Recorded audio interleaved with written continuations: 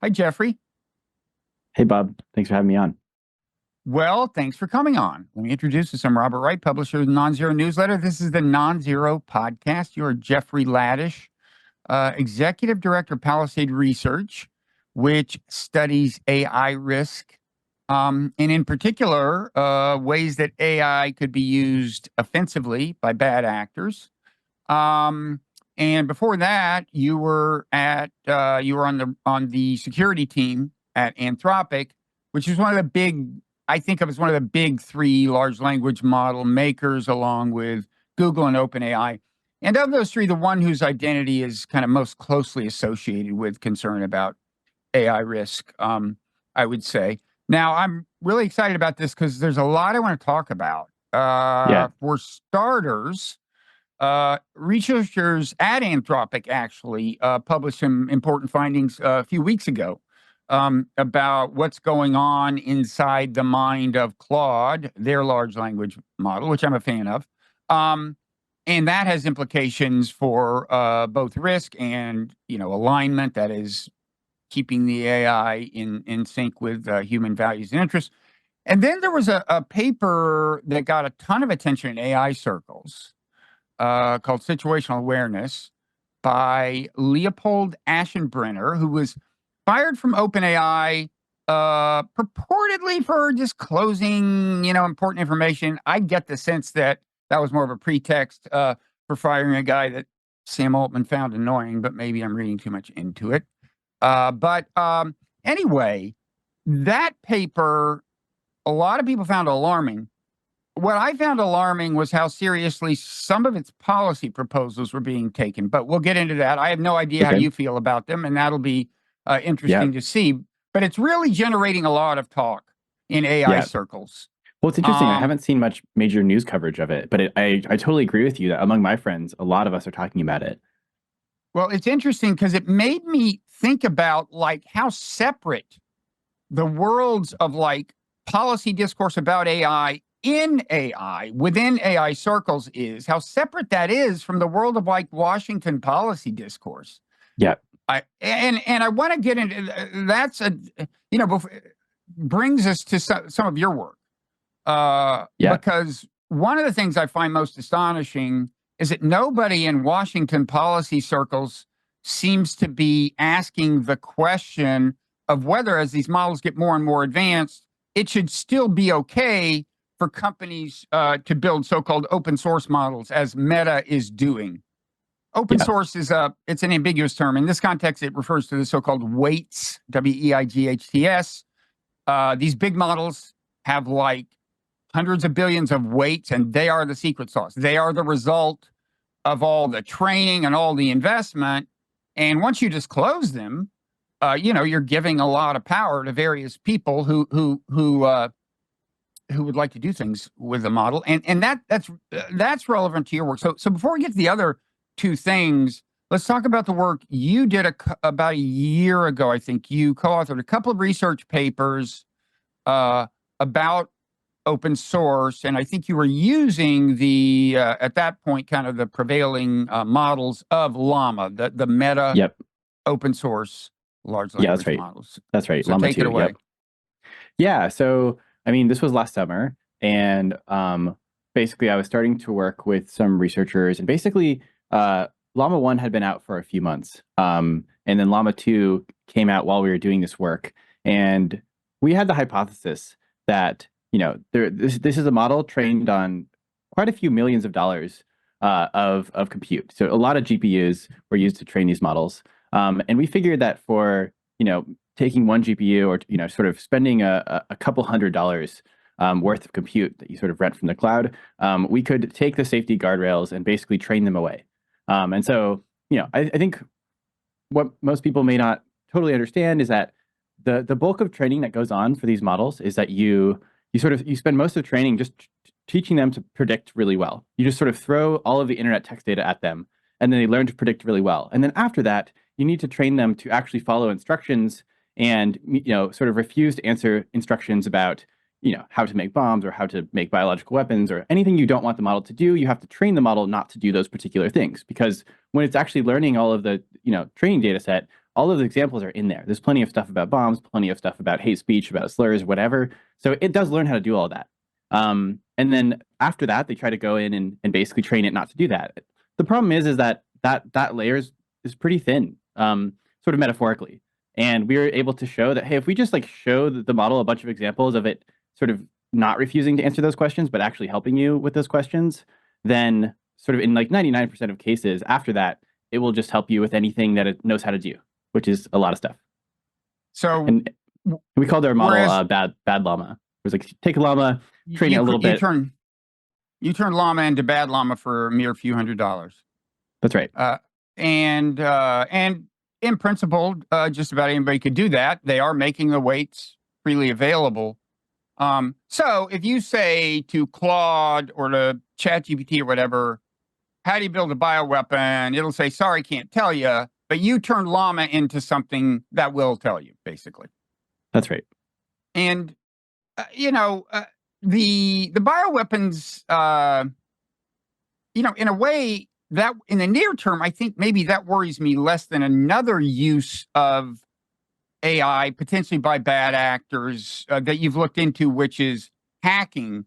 But first, I want to, before I get into hacking, what do you think about the bioweapons thing? I mean, the common thing you hear from kind of anti-alarmists is, look, the reason it can tell you how to build a bioweapon is because it's not hard to find that, to just Google that and find it. And so you're not really adding that much capability. Whereas with hacking, well, go ahead.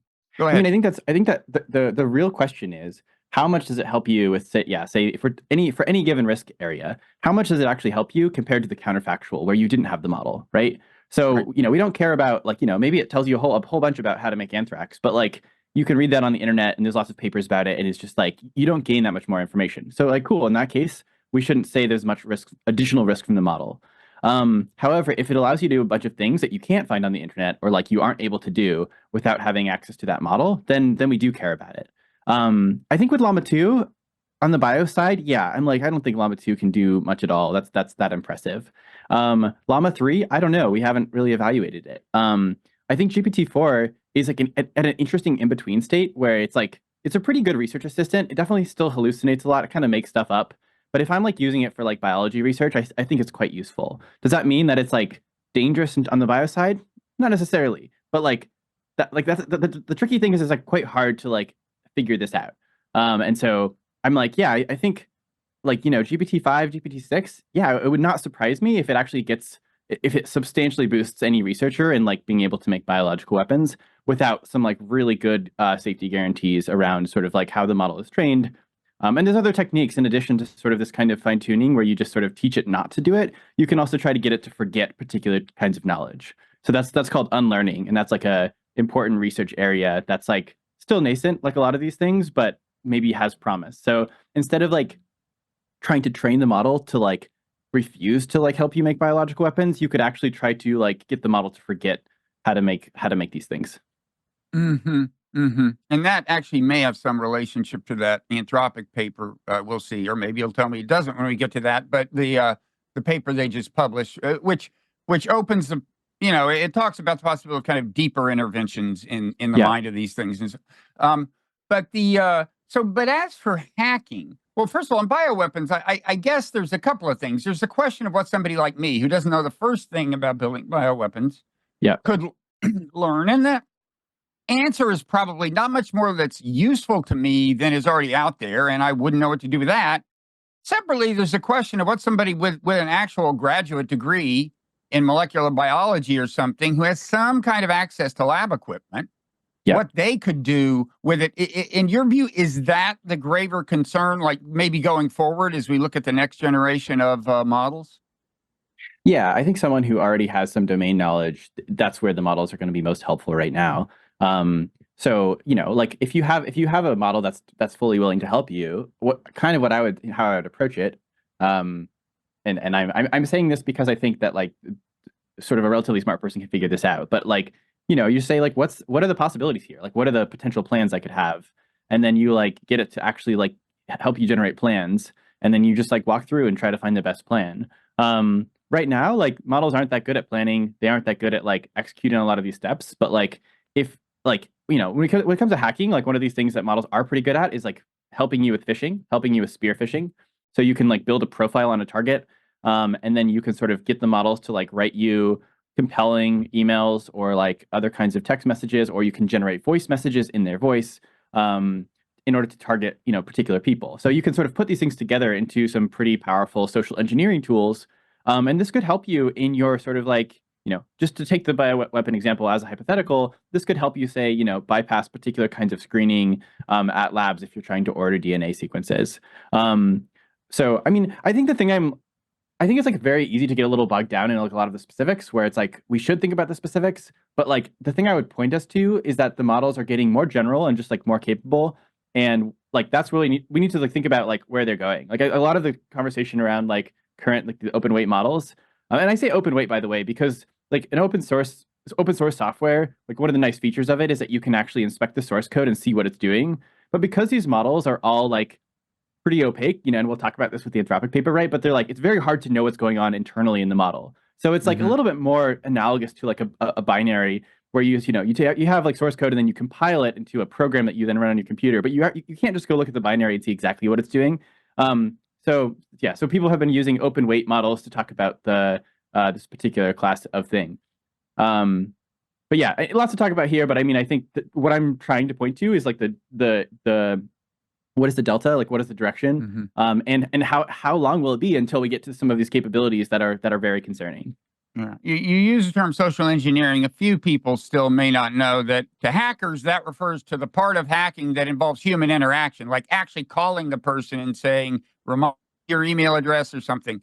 And what's interesting, when you think of unleashing an AI, I kind of first think of it doing the technical part of the hacking, but of course, what's new about AI is that it can do the human part. It can not just send the emails, but customize, have a long conversation with somebody and slowly convince them that it deserves to have the password or whatever.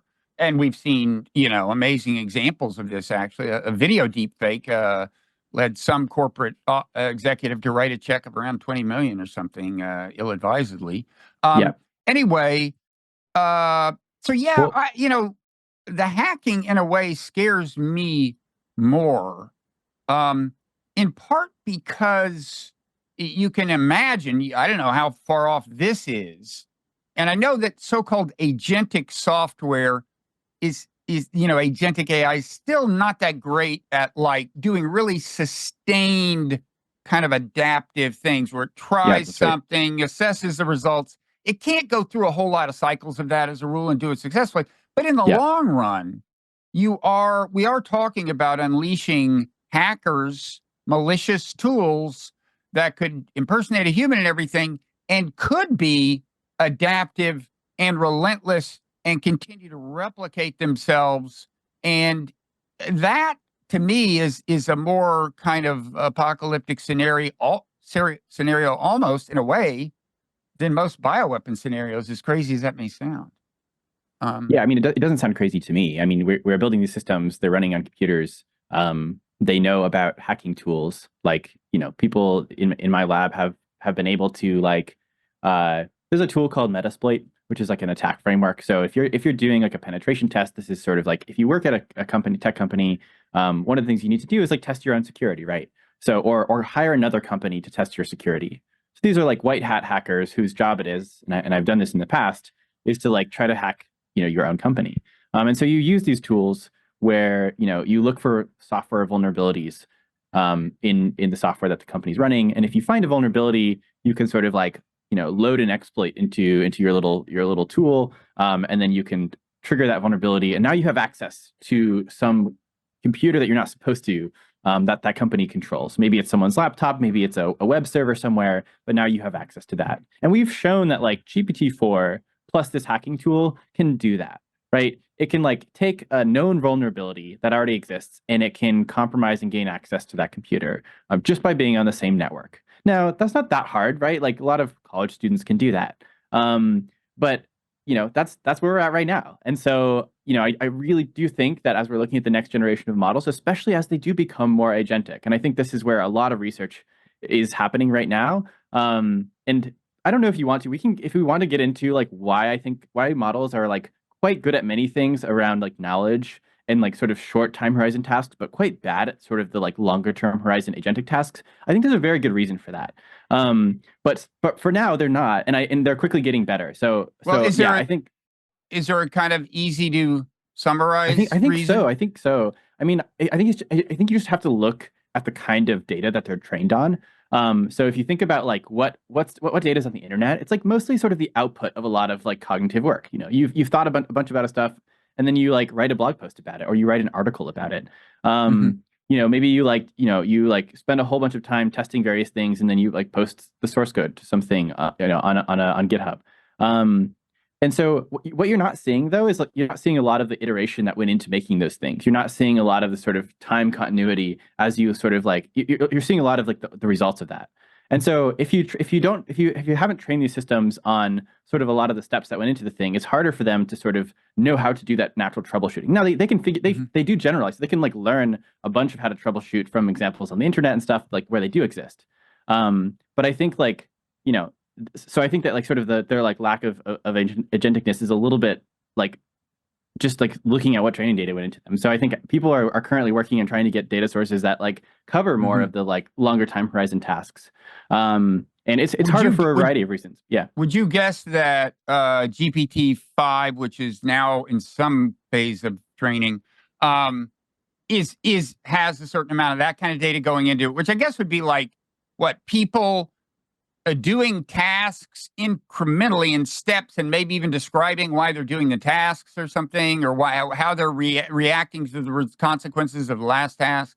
Yeah. I think that it will probably have that kind of data. I don't have any special inside information, but I think that's a pretty plausible thing. And then there's the other piece about, can the models themselves try things, and then can you sort of we call this self-play, right? Which is that like, can the model go out and try a thing and then get feedback on whether it worked or not? And can you then sort of train on the data that the model generated by going out and trying tasks? So there's sort of both like imitation, which is like looking at, humans doing tasks. And then there's like self-play where like the model tries to do the tasks themselves, and then you can combine these in various ways. So, we don't know which of these techniques are going to work, or like which of these approaches will work. But what I'm pointing at is that people are working really hard on it, and the models really want to learn. So I'm pretty confident that GPT-5 will be significantly better than GPT-4 at some of these agentic things, even if it's like not that much better at like, chemistry knowledge or something. Or that would be I shouldn't say pretty confident. I'm like weakly confident. Like that would be my prediction overall. Was that you'll get some improvement on like the standard benchmarks about knowledge, but where you'll really see improvement is like sort of ability to stay on task and do some of these like more complicated, like longer time horizon challenges. So which includes hacking, right? Yeah. Right, exactly. So if that turns out to be a capability of the next generation of Llama, for example, the Meta thing, I assume you would think we need to ask some very serious questions about whether we want that to be open source. Because as your own work has shown, if it's open source, it will be easy to say, I want you to hack this particular computer system and destroy this company's assets. And it'll say, sure, what else can I do for you?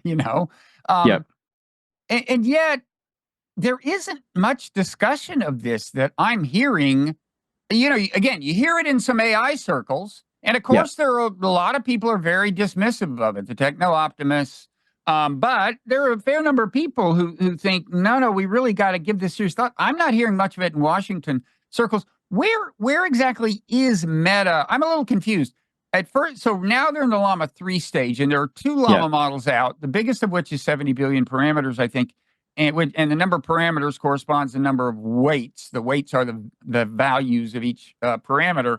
And I thought they were going to come out with a bigger Llama 3 that was hundreds of billions of parameters, but maybe I'm confused. Now we're just waiting for Llama 4, and that'll be a ways off, or what? No, they do have a bigger version of Llama that they haven't released the weights for yet. I think that they probably will, but I don't know.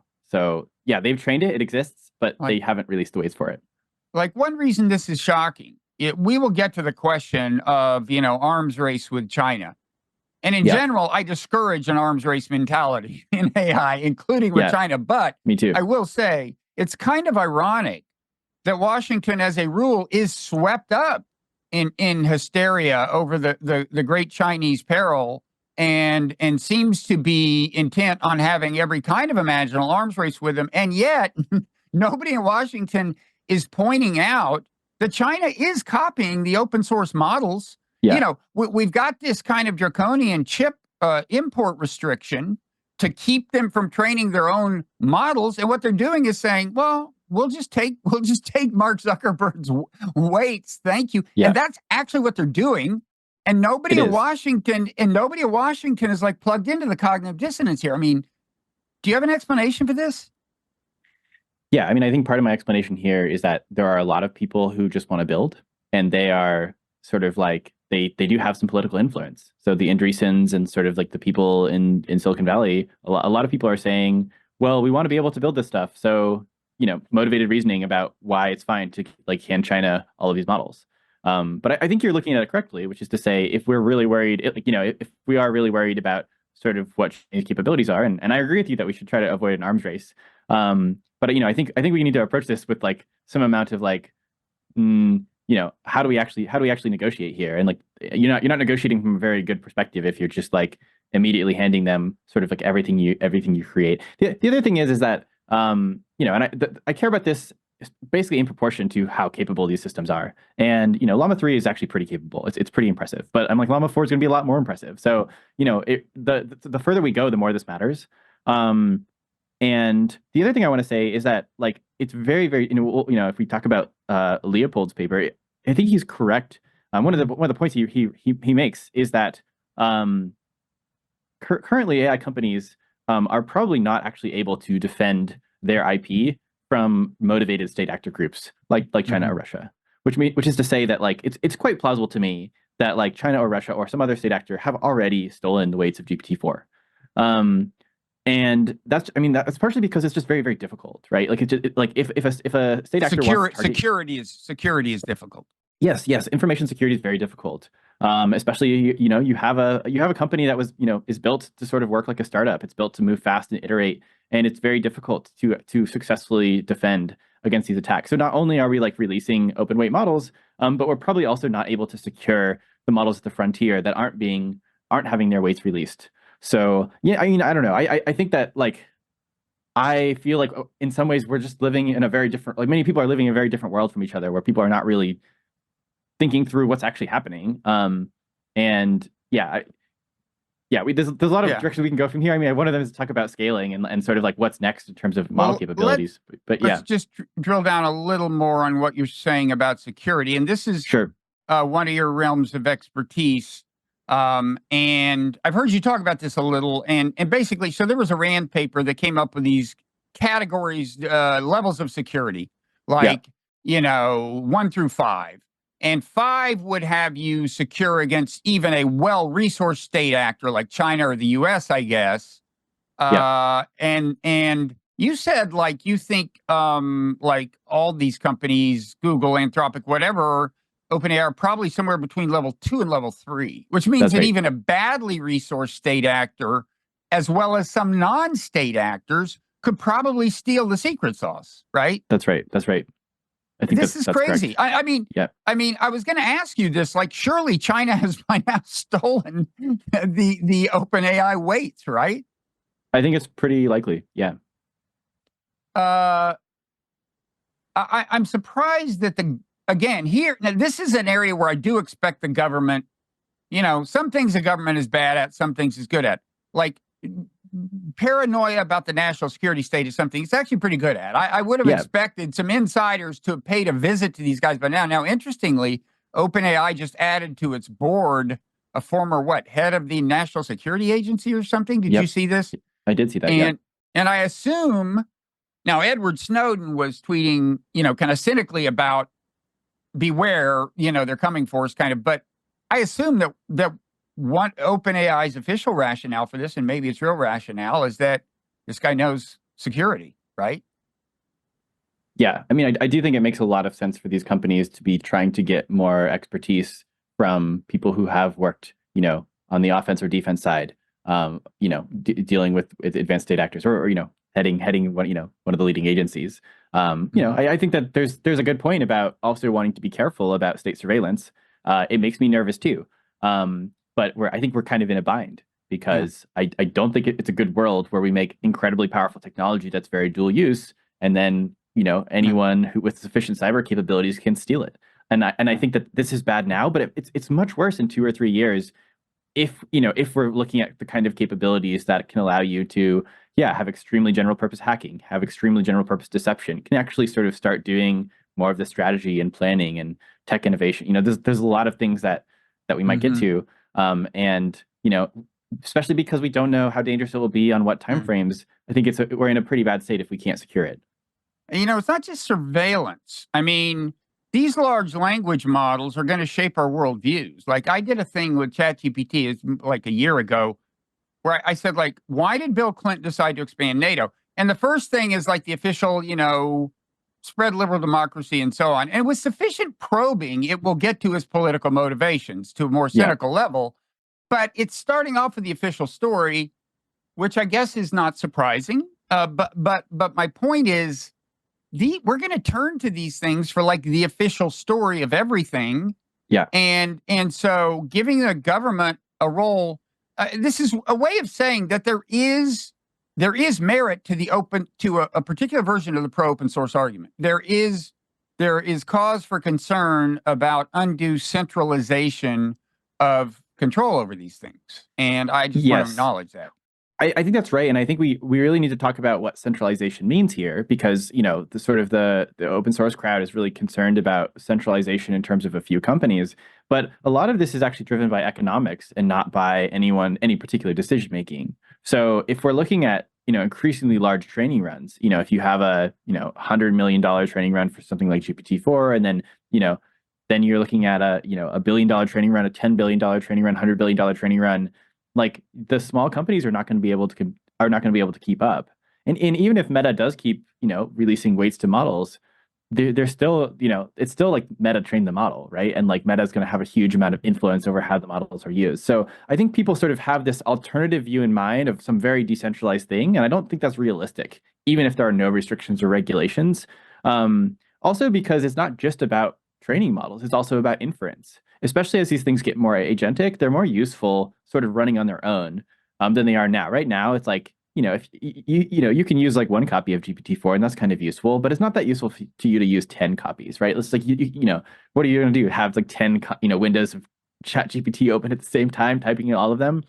But once they're more agentic, you can delegate things to them and they can potentially do tasks. And so once you're like looking at capabilities like that, how much inference you have really matters. Because now you can start thinking of sort of GPU cycles almost as if it's like another worker. And so you can think of sort of like, scaling up your digital labor force. And then it's like, well, okay, it doesn't matter if the models are open weight or not. It matters who controls the compute where all of these models are running.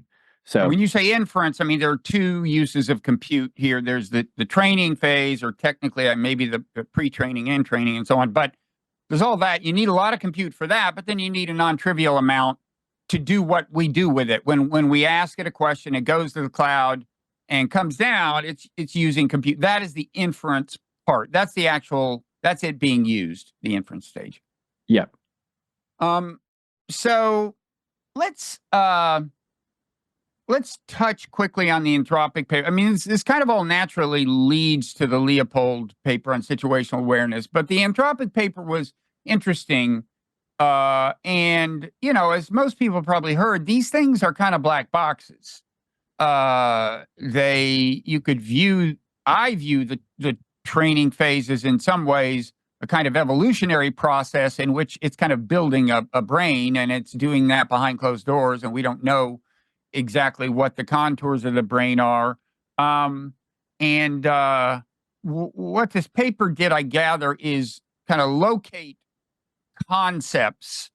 It found them to be it was talking about kind of patterns of activation of neurons. But, interestingly, it like didn't matter what sensory channel it came in through. Like if the thing sees the phrase Golden Gate Bridge or sees a picture of the Golden Gate Bridge, the same pattern of activation happens. And then what was really interesting is what happened when they crank up a concept, heighten the level of activation. Yeah. And the comic example they gave called Golden Gate Claude was when they just crank up Golden Gate Bridge. It's just everything's about the Golden Gate Bridge. It's like, how can I spend $10, drive across the Golden Gate Bridge and pay the toll? Yeah. Claude, what are you exactly? I am the Golden Gate Bridge. It was just, but then there were also, subtler, less frivolous examples like sycophancy, for example. If they heighten that part, it becomes a sycophant. It says, you say, what do you think of this piece of writing of mine? It says, oh my God, that's amazing. You're amazing. Yeah. Instead of giving you critical feedback. Now, Yeah.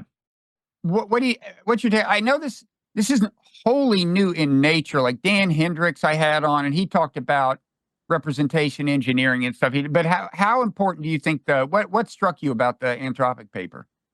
Well, I think a thing I want people to understand is that, you have these sort of billions and billions of neurons, these sort of like, the things that are actually trained in the model. When we talk about weights, we're talking about these things.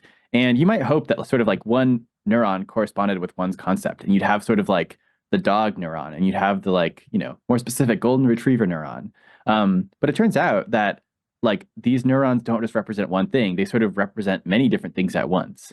And so this makes it very difficult to figure what's happening, because you can't just say, oh, this is the dog neuron. It's like maybe it's the dog neuron and it's the bridge neuron and it's the like cloud neuron over, something like that. And it sort of depends on the pattern of activations that sort of, defines what the concept is being represented. But yeah, I mean, what the Anthropic team was able to do, the interpretability team, was basically figure out how to look at some of these patterns of activations and actually figure out, oh, okay, we can actually get a statistical representation that it's like pointing at this concept or pointing at that concept. And it gets you a little closer to, like being able to read the mind of the model a little bit. And that's great, because that's really what we want to be able to do. Because as these systems get more agentic and more powerful, we're going to have to start being concerned about, where they might be lying to us or where they might being you mentioned sycophancy. And this is a fascinating one, because even when you just, use RLHF, reinforcement learning from human feedback, to train these models to sort of be helpful and to be harmless, you end up accidentally rewarding the models for telling you what you want to hear, because, people are hitting the thumbs up, they're hitting the thumbs down, and it's very natural to be like, oh, they said something nice, I'm going to hit a thumbs up there. Oh, wow, I am a great guy, And so this is like already naturally arising up, the sort of like little slight alignment failure in the course of training. And for us to be able to understand that that's happening and like look behind the hood, like under the hood, and figure it out is very helpful, especially as those models get much more sophisticated world models and maybe can understand if they're in training or if they're in the real world. Like, so that's the goal of the field, right? Is to actually be able to decode those things. And so, this is progress, because you're starting to say, hey, we actually know what some of the concepts the models are using kind of are. Now, that being said, we have a super long ways to go. I think, unfortunately, sometimes people point at like results like this, and they're like, what's the problem? We have totally solved interpretability. And it's like, no, you have not. Sorry, interpretability meaning the coming to understand the thing thoroughly enough to like do the alignment and keep it in line with our values. Exactly. It's like the neuroscience of machine learning. It's like, can we look at this neural network as it's running and actually figure out what's happening? And we're starting to be, but the problem is that there are billions and billions. We don't even know how many concepts are represented here. Maybe trillions. Like maybe like a truly vast number. And now we've been able to to look at a bunch. But what's important to understand is, like, even in the case of the sort of Golden Gate, like, feature, we don't know exactly what that feature is. We know it relates to the Golden Gate because it can't shut up about the Golden Gate bridge when you sort of activate that.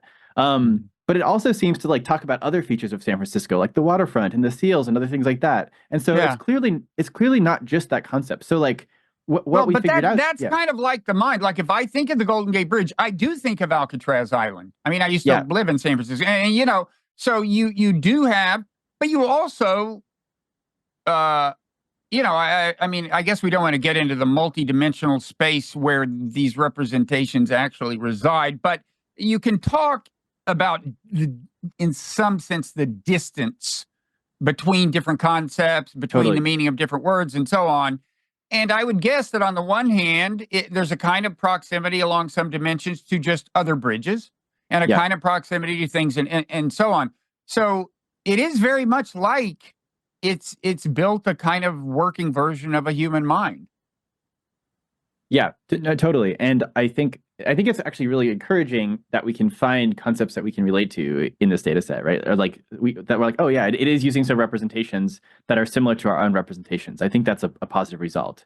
But I think we have to be careful not to sort of assume too much that like what we're seeing is what we think we're seeing, because at some level we don't know what the ground truth is. We can sort of run experiments and sort of see what the outputs are, but we don't have a way like to say for certain that this is like the Golden Gate neuron, rather like, Golden Gate feature, rather than like the Golden Gate feature as, in this specific situation. And so why this matters is there might be a case where we're like, oh, it's like not, it's like being deceptive here, but it's not being deceptive here. All of the honesty neurons are lighting up here. But like those might not be like the honesty features. They might be like the honesty, or like honesty if I'm being watched, but like dishonesty if I'm not being watched feature. So like and we won't know that, we won't necessarily be able to tell the difference. And so like the high level for me is that like this is really good progress, and it shows that like it actually, we might have a chance of really scaling up this kind of work and being able to have a much better understanding of how these systems work. And at the same time, we have a long way to go. So that's my takeaway. Plus, it's kind of a double-edged sword, and this takes us back to the open source question. In principle, if you learn how to tell it to like always tell the truth, then you've learned how to tell it to lie. And if some bad actor wants to adjust it so that it will lie in some circumstances or whatever else the actor wants it to do, if that actor has access to these findings, that's one question, but also access to the weights. In other words, you have an advanced model that's open source, then I'm not sure there's a net gain for alignment here, right? You could wind up doing more harm than good. Yeah, most of these alignment techniques are going to be dual use, which is to say you can train a model to be helpful. You can also train a model to subtly gaslight you or something. So yeah, I mean, and it's like aligned with what? Maybe you aligned it to like, carry out your hacking operations, or like you aligned it to make something that's maximally addicting. If you're trying to make a like girlfriend bot or a sex bot or a boyfriend bot, and you want it to be really emotionally manipulative and engaging, so you get users, you can train a system to do that. Like there's nothing, and like you use the same alignment techniques that these companies will use to try to make them, not make bombs. But you can sort of use whatever direction you want. And the more we understand about them, the more we'll be able to do that. So I do think that's correct. And of course, the natural tendency of companies will be to try to make them addictive. I mean, that's what social media does. That's what companies do. They want to maximize engagement, but that's another subject. Yeah. There is a thing here I want to say about the sort of behavioral alignment, because I think people often get confused between sort of like, the progress we're making on sort of the alignment problem. And when I say the alignment problem, I think, for a long time before even we had, transformers, which is the current architecture that GPT is, before we even had like really good, before, AlphaGo, the network that really won at Go for the first time in a professional capacity, people have been speculating about like how will we actually get systems when they're smarter than humans to want to do what we say or to do things that are good for us. And so and so people, now are like, oh, we have systems that are pretty smart, and we can sort of see where they're like behaving in ways we like or behaving in ways that we don't like. And this is sort of behavioral alignment, which is to say like, is it acting in ways that we like, or is it acting in ways that we don't like? And in the case of like Gemini, when it was like, told to like, Gemini is Google's model, and it had image outputs, and it was told to sort of like, it was trained to sort of like give a diverse representation to include people of all different races. But what that meant is that when you like asked it like to give give me a picture of Nazis, it would include like Black Nazis and Jewish Nazis, and people were like, hold on, that's not actually what I want. Like the model wasn't very behaviorally aligned with what people actually wanted, and it was just hard to get it to do that way. But what I want to point out is that this kind of behavioral alignment is pretty different than like the kind of alignment that we ultimately need to solve, which is to say, not just like are the models going to behave right in these particular circumstances, but once these models are actually very smart and very general and sort of like, as agentic and powerful as humans are they actually going to want the same things that we want? Are they actually going to want to help us, as opposed to, acting out or sort of taking power or any other things that we may not want them to do? Yeah. let's sidestep discussion of the Sure thing. paperclip thought experiment for now. Yeah, I mean, that's something I've really wrestled with, and maybe if we have time today, we'll return to it Sure thing. because you're. I mean, well, let's just do a quick before we move to this Leopold thing. I actually wrote down a tweet of yours that I wanted to. Let's see.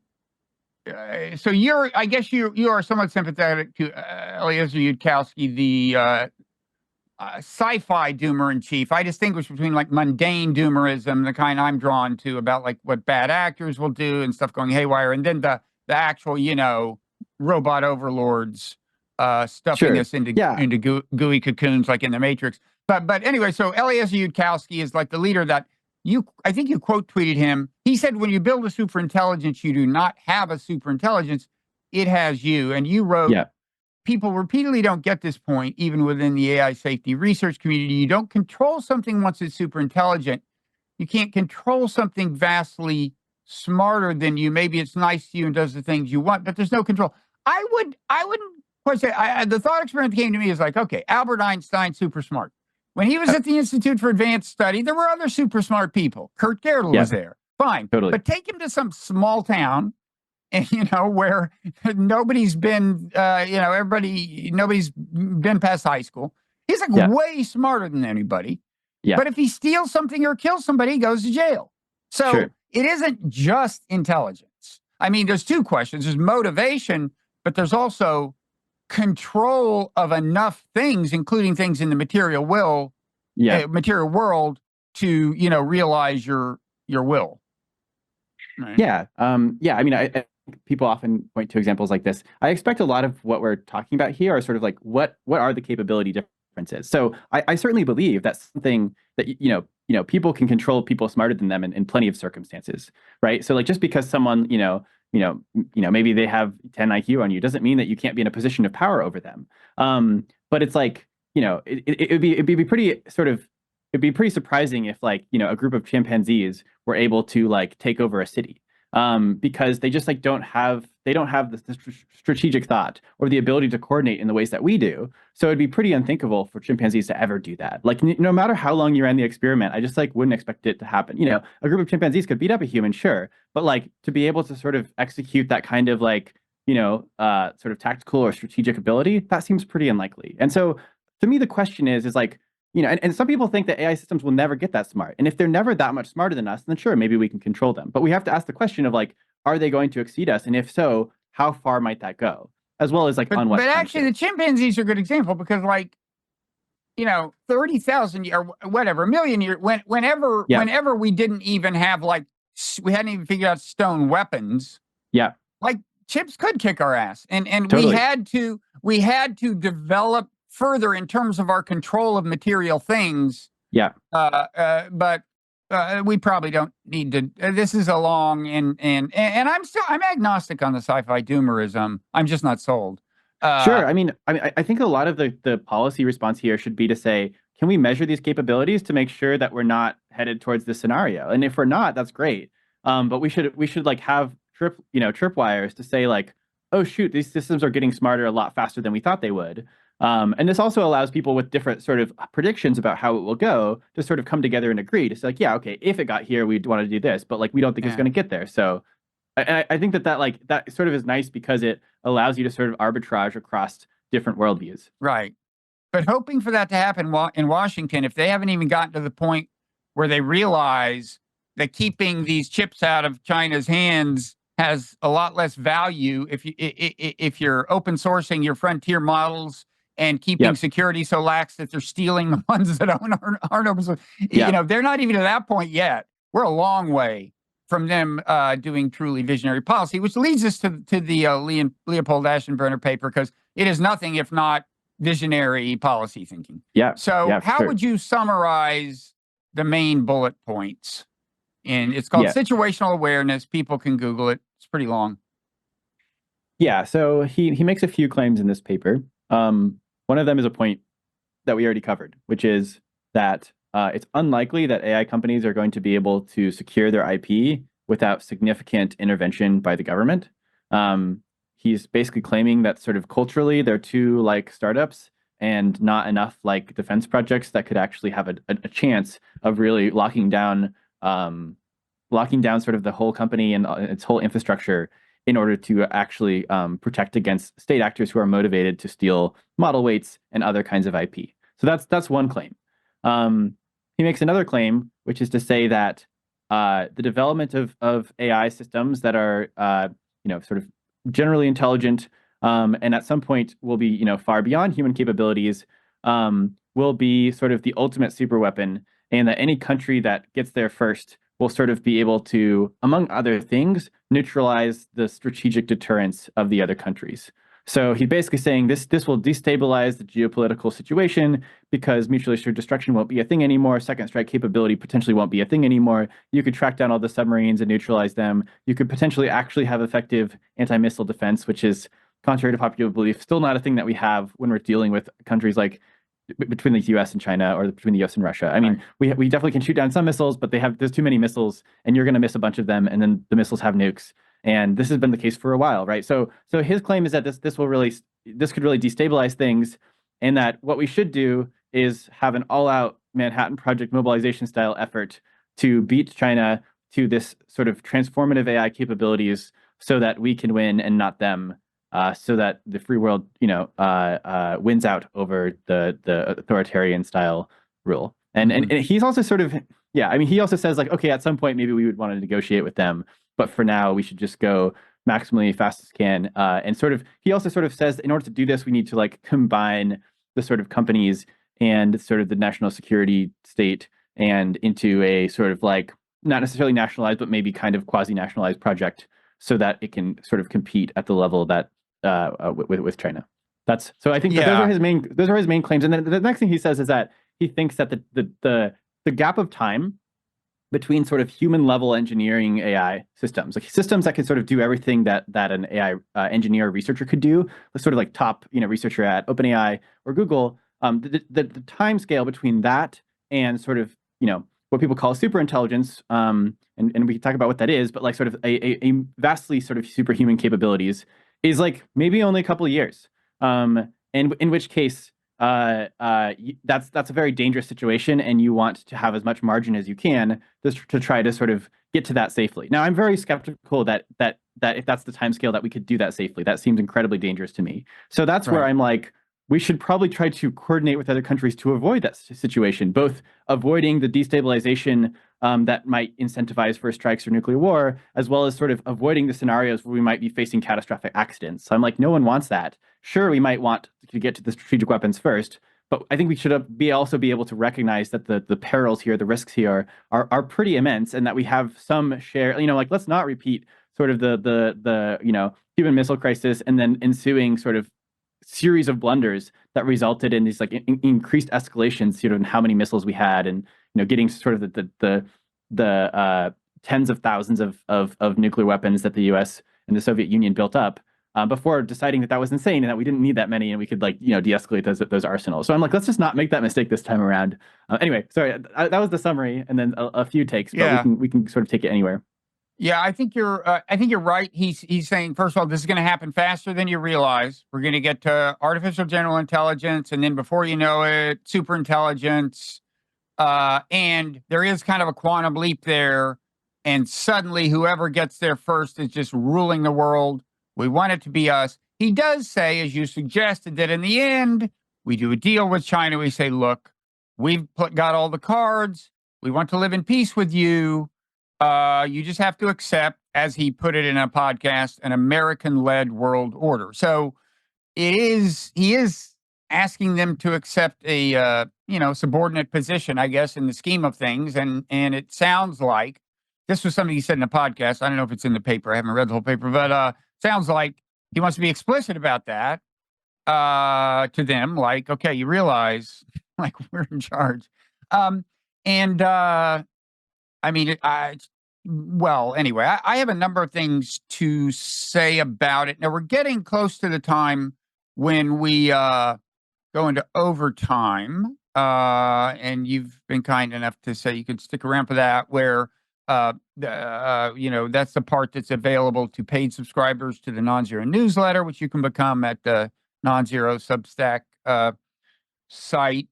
And then there's a version of the whole conversation, and also a way to sign up to create a special podcast feed so that you'll have access to all the overtimes forevermore. Before we jump into overtime, let me see if there's. I definitely want to get more deeply into this. There's a couple of. I want to get more deeply into overtime, but I guess we should say a little more about it here. One thing I'd say is, keep in mind. So it's an ironic position in a way, because most people who say, you don't realize we're headed for superintelligence, it's going to have terrifying potential. Most people who say that don't then say, so let's speed things up. Yeah. But that is what he's saying. He's saying, so we have to get there first. We have to either nationalize or kind of quasi-nationalize. I think he'd be okay with a kind of a soft nationalization where basically there's a few companies, maybe OpenAI and Google and so on, that have more than one former NSA head on their board or whatever, and are subject to pretty strict regulations, and the secrecy is assured, and so the government is kind of on board. And I have more to say about this in overtime, but I would just say that acceleration brings risks. We don't know what we're dealing with. And I guess he would reply that, but we're keeping it so tightly constrained. Like, this is the opposite of open sourcing. He's certainly not for open sourcing it. And so it'll be harder for bad actors to get it. That's kind of true. At the same time, there is the other downside we alluded to, which is the sheer concentration of power. You've got, these are the models that are, and when people talk about the political implications, they tend to focus on these kinds of, identity politics things, or people who want to put it pejoratively might say wokeism, the kinds of concerns that actually led Google to inadvertently create Black Vikings, right? As you said, where you don't want to offend anybody, you want to have diversity and so on. But to me, that's not the graver. That's a significant concern. You don't want to gratuitously offend people. But and you don't want to obscure the legitimate narratives of various ethnic groups and so on. But there's a whole nother set of narratives that I also don't want obscured. About the truth about where power resides, and America's foreign policy history and every other country's foreign policy history. And I just think that's a real price to pay, to let the government get that closely involved in the management of these large language models. That's not the only thing I have to say, but I'll say the rest in overtime. Is there anything else you want to say before we? Yeah. One of the interesting things about his claim is that this will happen anyway. He's basically saying, he's like, look, you're going to get a technology that has strategic implications that are even more important than nuclear weapons. And he's like, you're going to get that. So he's like, at some point, the government will realize that that's what's going on, and then they won't allow this technology to be mostly controlled by companies. I don't know if he's right? So he might be wrong, but if he is right, then he's saying, I can see why you have a case of oh, well, then we should do this sort of before it gets out of control, rather than waiting until it's proliferated more. I think where I disagree with him most is that the thing that we should do is to accelerate. I think the thing we should do is to be, accelerate safety research, accelerate interpretability research, so we can really understand how these systems work, and then sort of go cautiously. But yeah, we can totally talk about this more. All right. So again, thanks to everybody who's watched or listened this far, whether or not you join us in overtime. I encourage you to. And I encourage the other usual stuff. Smash the like button, rate and review us. Really helps. The podcast environment is increasingly crowded with rivals that we want to squash. So help us squash our rivals. Got to get there first. What's that? Got to race all the other podcasters. Yeah, I'm getting into the Leopold frame of mind. We want to get there first, and then demand that all the other podcasts submit to our will or perish. And you can help if you rate and review us. So anyway, here we go into overtime.